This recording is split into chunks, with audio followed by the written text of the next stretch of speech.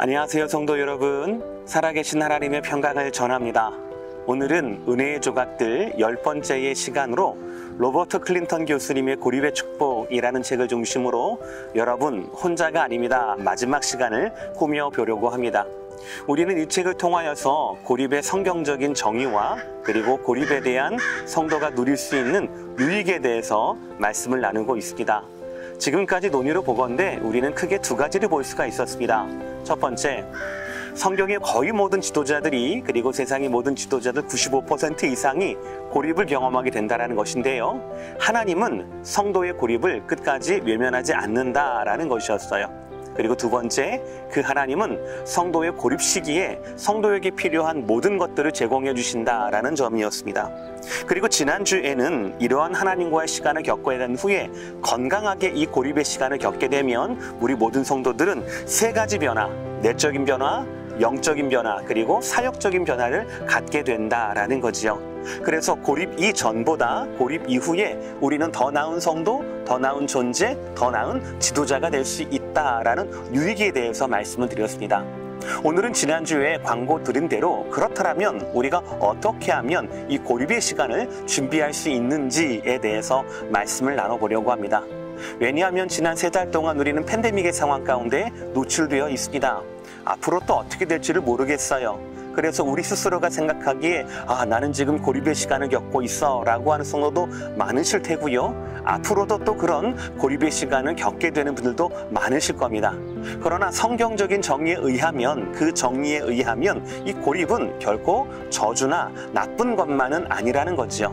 그래서 만약에 우리가 지금 이 시기 고립의 시기라고 느끼신다면 제가 말씀드리는 6가지를 잘 준비하시고 훈련하셔서 이 고립의 시기를 아주 멋진 변화의 시기로 만들어 보면 어떨까라고 생각을 해요.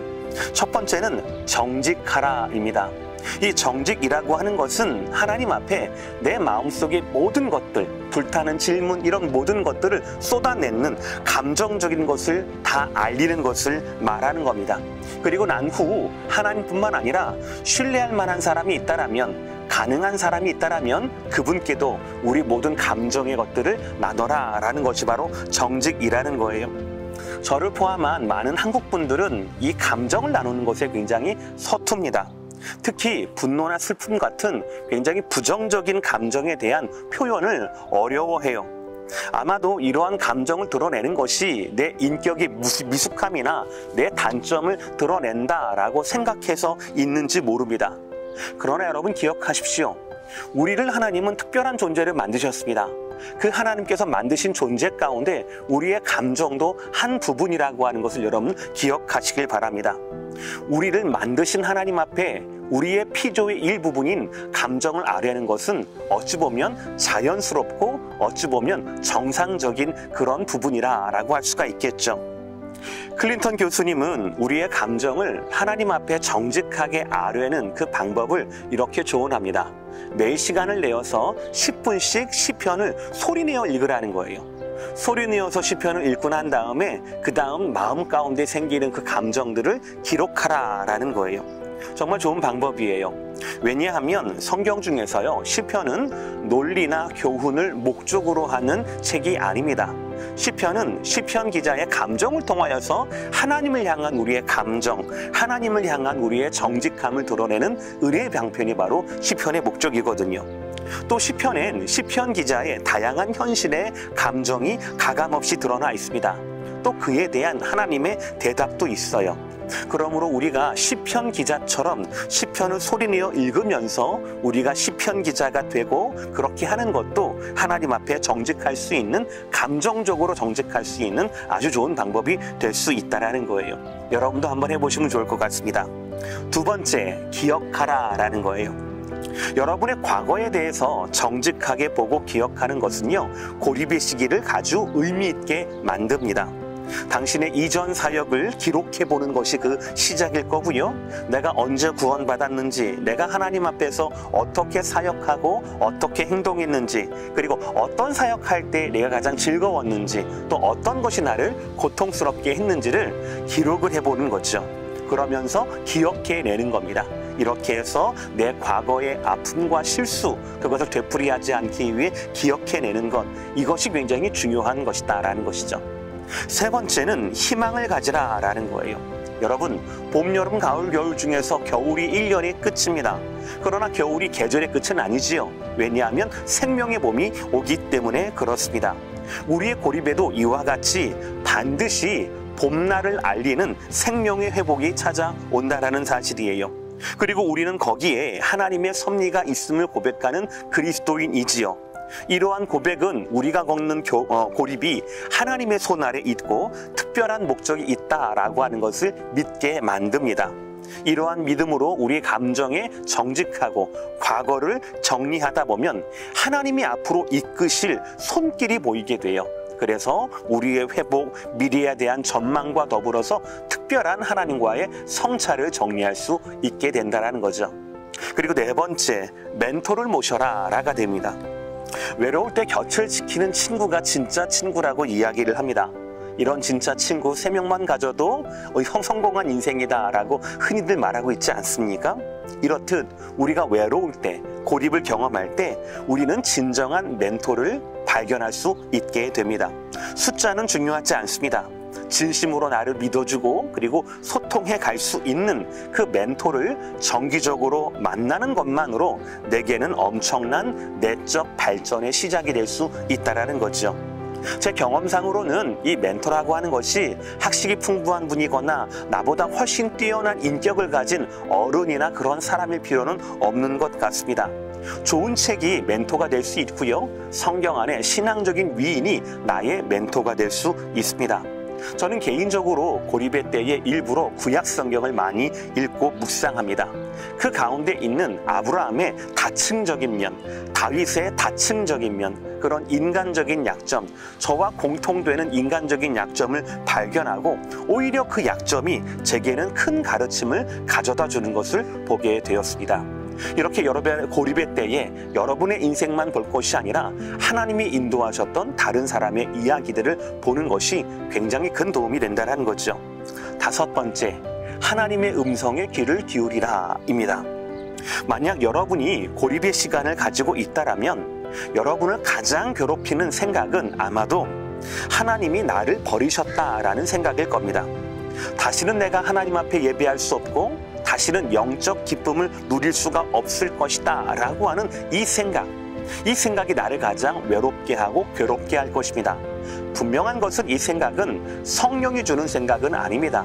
바로 사단이 주는 생각입니다.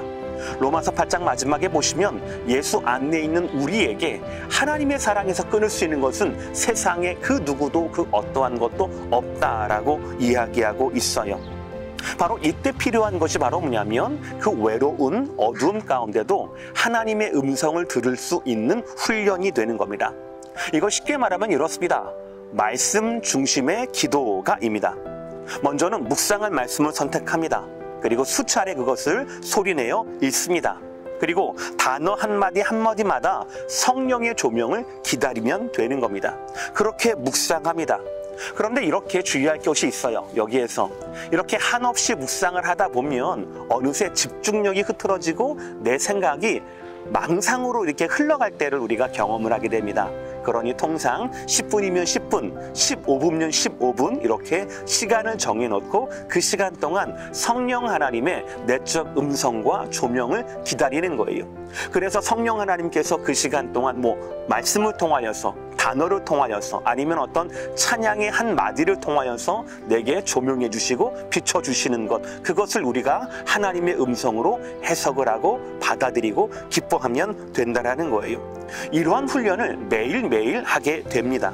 그러면 설명할 수는 없지만 분명한 하나님의 인도하심을 우리는 경험할 수가 있습니다. 그리고 이러한 분명한 경험은 하나님과의 연합이 그 어떤 때보다 견고하다라고 하는 내적 확신을 갖게 한다는 거죠.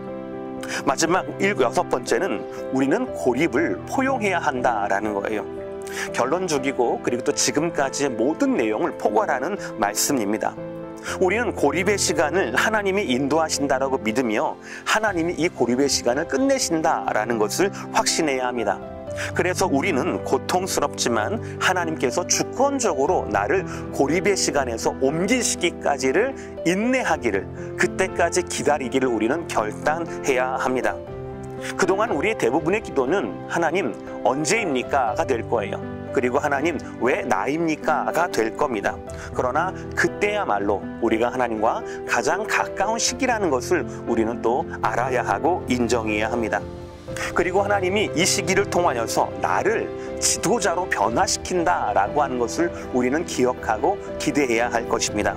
고립의 시간, 하나님의 손길을 통하여서 우리는 더 나은 존재가 될 수 있습니다. 나를 이기는 존재가 될 수 있습니다. 그리고 다른 사람의 외로움과 고립을 이해할 수 있고 고립된 다른 사람을 인도할 수 있는 좋은 멘토가 될 수 있다는 사실이에요. 사랑하는 성도 여러분, 고립은 반드시 존재합니다. 저와 여러분은 모두 다 고립을 피해갈 수가 없을 겁니다. 그러나 고립의 시간은 영원하지 않습니다. 이런 고립의 흔적은 축복으로 우리에게 영원히 남을 것입니다. 건강한 변화로 나와 내가 속한 공동체를 또 변화시키는 것이 바로 고립의 시간을 축복으로 바라볼 수 있는 저와 여러분의 능력이 되는 겁니다. 사랑하는 성도 여러분, 팬데믹의 상황 가운데 고립을 두려워하지 마십시오. 고립 또한 하나님의 손 아래 있다라고 하는 것, 고립 또한 하나님께서 우리를 위해서 활용하고 변화시킬 귀한 동기가 된다라고 하는 것, 그것을 믿으시고 고립의 시간에도 하나님과 더욱더 가까워져서 나를 이기고 다른 사람에게 선한 영향력을 끼칠 수 있는 변화된 나를 기대하시는 저와 여러분 되시기를 주님의 이름으로 축복합니다. 감사합니다. 다음 시간에 또 뵙겠습니다.